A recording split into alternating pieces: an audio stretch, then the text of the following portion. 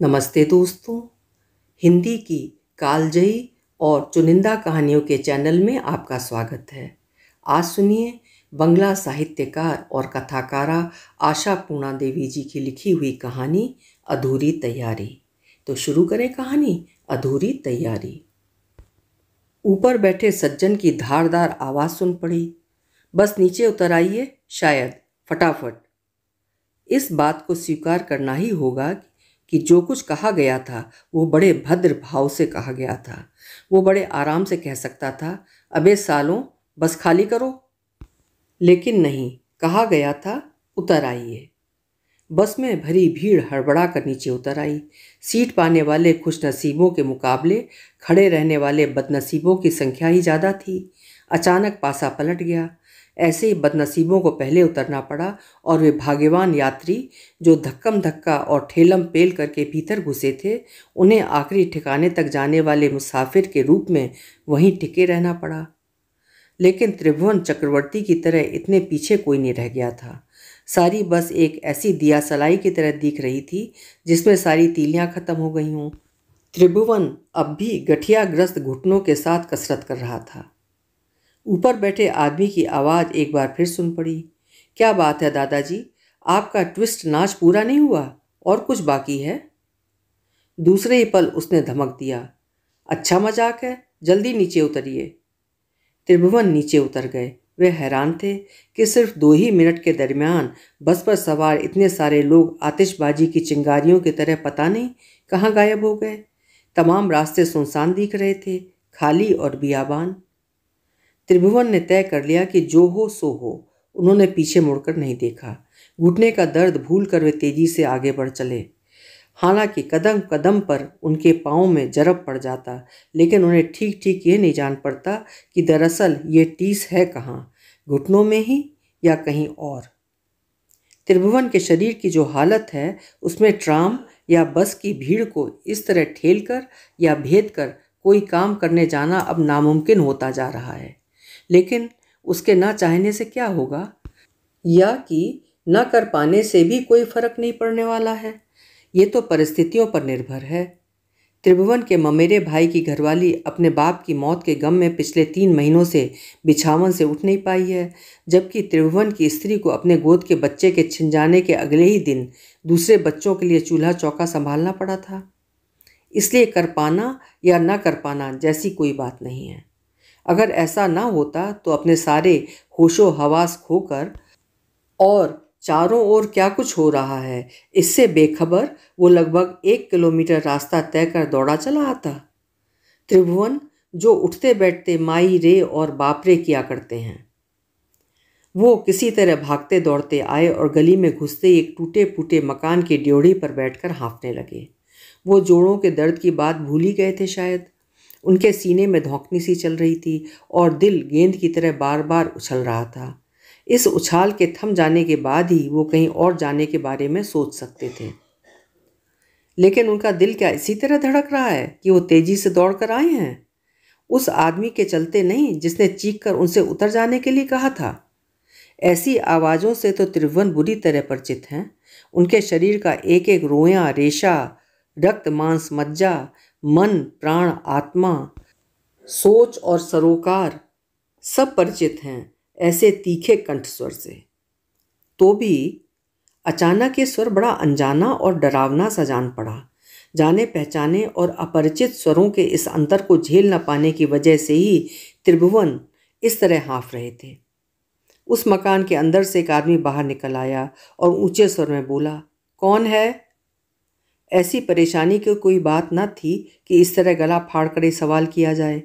लगता है सारी दुनिया का सरगम ही ऐसे पंचम में बांधा गया है कि हर आदमी उसी सुर में सुर मिलाकर बोलने लगा है। यहाँ क्या हो रहा है? ऊंचे सुर में उस आदमी ने पूछा। कुछ नहीं, त्रिभुवन बोले, थोड़ा आराम कर रहा हूँ। इस तरह हाँफ क्यों रहे हैं? दमे का रोग तो नहीं? नहीं नहीं, वो जरा जोड़ों में दर्द था। और त्रिभुवन ने अपनी सूखी जुबान को हलक से बाहर निकालते हुए कहा था, तेजी से दौड़ने की वजह से। क्यों? उस आदमी ने शक की नज़र से देखते हुए पूछा। दौड़कर आने की क्या जरूरत थी भला? पुलिस की जीप खदेड़ रही थी? Police jeep? त्रिभुवन ने हैरानी से पूछा। पुलिस की जीप तो कहीं नहीं दिखी। नहीं दिखी, इसका क्या मतलब? अभी अभी तो मैंने घर की छत से देखा कि पुलिस की जीप चक्कर काट रही है और रास्ते पर लोग बेतहाशा इधर उधर दौड़ रहे हैं। आप यहाँ कितनी देर से आकर बैठे हुए हैं? उस आदमी के स्वर में अब भी संदेह का कांटा चुभा हुआ था। कितनी देर से? त्रिभुवन ने इधर उधर देखा। उसे लगा उसकी सारी दिशाएं खो गई हैं। कब से बैठे हुए हैं वे? शायद युगों से, युग युगांतर से। घुंघराले बालों वाले मोम के खिलौने जैसे एक शिशु के चिहुकने की आवाज़ किस गलियारे से आ रही है, इसी बारे में सोचते सोचते वो शायद ये भूल गए कि कितनी देर हो चुकी है। त्रिभुवन उठ खड़े हुए, अपने सीने को दबाते हुए। उस आदमी ने तभी पीछे से कहा, अरे महाशय, आपको तो दिल की बीमारी है। जल्दी से कोई रिक्शा विक्शा लेकर किसी डॉक्टर के दवाखाने या क्लिनिक जाइए। इस मोहल्ले में किसी दूसरे मोहल्ले का आदमी मर मरा जाए तो बड़ी मुसीबत हो जाएगी यहाँ। त्रिभुवन ने कहना चाहा, अरे भाई, हम जैसे लोगों की किस्मत में मौत कहाँ बधी, लेकिन कह नहीं पाए। तभी धड़ाम धड़ाम धड़ाम की आवाज़ें सुन पड़ी। ये आतिशबाजी की नहीं, गोलियों के चलने की आवाज़ थी। वो इन आवाज़ों से परिचित थे, आए दिन ऐसी आवाज़ें सुन पड़ती थीं। हो गया ना सब निहाल, उस आदमी ने खींचकर कहा। गोली चल गई। अरे अब तो भी निकल जाइए। और ऐसा कहते हुए वो घर के अंदर घुस गया और उसने अंदर से दरवाज़ा बंद कर लिया। लगता है रिक्शे पर ही जाना पड़ेगा, त्रिभुवन ने सोचा, पैसे के बगैर। लेकिन कोई रिक्शा तो मिले पहले और वो खाली हो। 2-3 रिक्शे पर नज़र पड़ी, लेकिन सब सवारी समेत बेतहाशा दौड़ रहे थे। आखिर वे इतनी तेज क्यों दौड़ रहे थे? और सिर्फ वाहन ही नहीं, लोग भी दौड़ रहे थे। इधर के लोग उधर और उधर की भीड़ इधर। खासी रेल पेल थी। त्रिभुवन भाग दौड़ नहीं कर सकते, लगता है ठीक से चल भी नहीं पा रहे। ऐसा जान पड़ता है उन्हें जैसे कोई पीछे से खींच रहा है रस्सी से, उन्हें ज़मीन पर ढकेल कर गिरा देना चाहता है। हालांकि ये सारी बातें एकदम नई नहीं हैं, कई कई बार सुनी जा चुकी हैं। बार बार यही बात उठाई जाती रही है। क्या कहा जाए, ये सब गलत इरादों का नतीजा है। ये सब बस जलाकर भाग रहे थे और अब पुलिस गोलियां चला रही है। और चाहे जो हो जाए, बस जलाने के समय कोई प्रभु या जनता जनार्दन नहीं दिखते। बाद में सब कुछ फूंक जाने के बाद दिख पड़ते हैं। और लाशें, वे रहीं सड़क पर पड़ी। उन्हें उठाकर कहीं ले जाने की तैयारी चल रही है। देख नहीं रहे? देख कैसे नहीं रहा? कच्ची उम्र का एक युवक सड़क पर औंधा पड़ा है। रंग गोरा, दूधिया, गाल पर काले बालों की फैली लटें और चेहरे पर घनी मूंछ दाढ़ी। दाढ़ी तो रहेगी ही। त्रिभुवन किस तरह भागे? दाएं बाएं, आगे पीछे। चारों तरफ से आग के बगुले छूट रहे हैं। दौड़कर चला आ रहा है गोरा चिट्टा और घनी दाढ़ी मूंछों वाला एक युवक। वो भागता हुआ आता है और त्रिभुवन के सामने औंधा पड़ जाता है। उसे परे हटाकर त्रिभुवन किस तरह भागे? लेकिन बिना कुछ सोचे विचारे त्रिभुवन भागने लगे। किस ओर, ये उन्हें पता नहीं।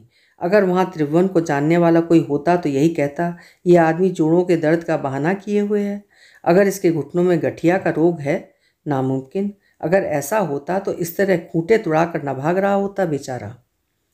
लेकिन यहाँ भला कौन है उसका परिचित? सबके सब अनजाने हैं। ये रास्ते, दुकानें, मकान, लोग बाग।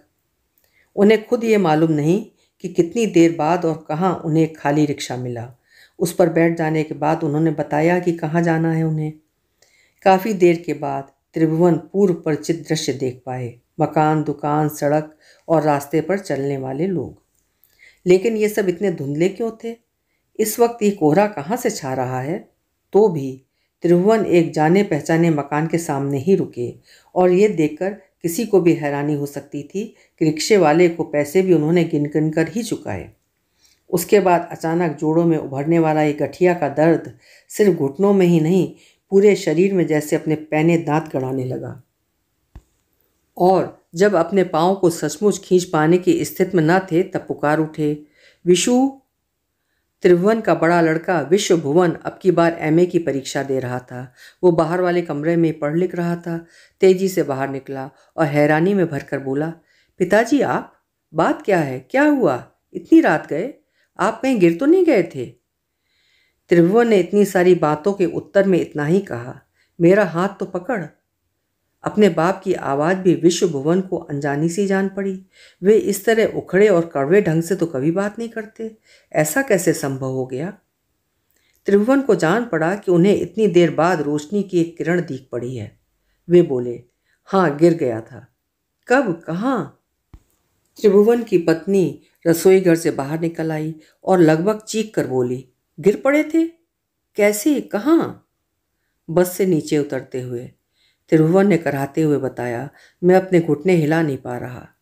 बेटी, बेटे और पत्नी सभी आ जुटे त्रिभुवन के घुटने के पास। 9वें दर्जे में पढ़ने वाली रुचि बिटिया ने कहा, मैंने जैसे पिताजी को रिक्शे से उतरते देखा तभी समझ गई थी कि कोई ना कोई बात है जरूर, वरना पिताजी पैसे खर्च करने से रहे। चुप भी रहे, जब देखो जुबान चलाती रहती है, पत्नी बोली। हाँ जी, कहीं हड्डी वड्डी तो नहीं टूटी? क्या पता, त्रिभुवन ने कहा। वे तीनों ही त्रिभुवन को सहारा देते हुए सोने वाले कमरे तक लिवा लाए और उन्हें चारपाई पर लिटा दिया। सभी निचली मंजिल पर रहते थे, इसीलिए कोई खास दिक्कत नहीं हुई।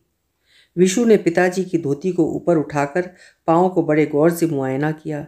नहीं, कहीं टूटा फूटा तो नहीं। कहीं जख्म लगा होता तो रास्ते की धूल से टिटनेस होने का खतरा होता। और हड्डियाँ? लगता है हड्डियाँ सही सलामत हैं शायद। अगर कोई हड्डियाँ टूट या चटक गई होती तो इतनी दूरी तय करके घर तक आ पाते? कभी नहीं। अब तो बेहतर यही होगा कि गर्म पानी से सेक देने पर और आयोडीन या ऐसी ही कोई दवा लगा दी जाए। लेकिन इतनी देर तक त्रिभुवन रहे कहाँ? दफ्तर से तो सीधे घर आ जाना तय रहता है, शाम के 6 बजे तक। बहुत हुआ तो 6:30 बजे तक, इसीलिए कि बसों में देर हो ही जाती है। त्रिभुवन वैसे भी दफ्तर से इधर उधर नहीं जाते, सीधे घर ही आते हैं। इस सवाल का जवाब देते हुए त्रिभुवन खींच उठे थे।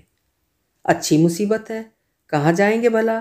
खुद चलकर आने की स्थिति में नहीं थे, इसीलिए एक मकान की ड्योढ़ी पर बैठ गए थे।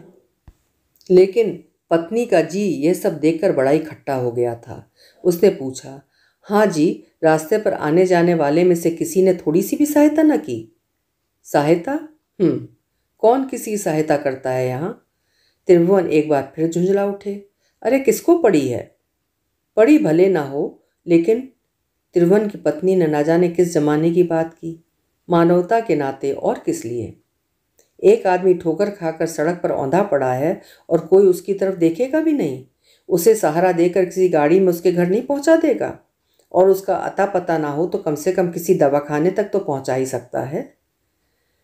त्रिभुवन को अचानक ऐसा लगने लगा कि वो खामख्वाह इस पचड़े में क्यों पड़े, और पत्नी जो कि दर्द वाली जगह सहला रही है उसे भी इस पचड़े में घसीट रहे हैं। आखिर क्यों? और कहीं ले जाएंगे गाड़ी पर लिटाकर? ये सारी बातें तुम्हें कानों कान कौन कह गया? कहेगा कौन, ये तो सदियों से लोग कहते रहे हैं, घरवाली ने गुस्से में भरकर कहा। और जो मुनासिब है मैं वही तो कह रही हूँ। कोई आदमी सामने सड़क पर गिरा पड़ा हो तो क्या उसे दूसरा आदमी उठाएगा नहीं? फिर तो आदमियत जैसी कोई चीज ही नहीं रही। हाँ, सामने किसी के गिर जाने पर। त्रिभुवन भी तो दौड़ रहे थे इधर से उधर, क्योंकि उनके आगे पीछे बाएं दाएं लोग बेतहाशा भागते चले जा रहे थे। उनके ही बीच में एक आदमी दौड़ता हुआ आएगा और ठीक त्रिभुवन के सामने औंधा पड़ जाएगा। भला त्रिभुवन को कहाँ पता था, वे खुद भागते रहे थे जी जान से। फिर उन्होंने अपने आप को रोका था बलपूर्वक।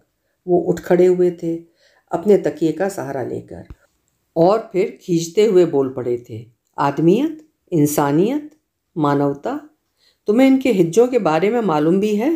चलो फूटो यहाँ से, ज़्यादा बकबक मत करो। एमए पढ़ने वाले बेटे के सामने इतना अपमान? क्या इसके बाद और बावजूद वो टीसते अंगों और अपनी हथेलियों से सहलाती रहेगी?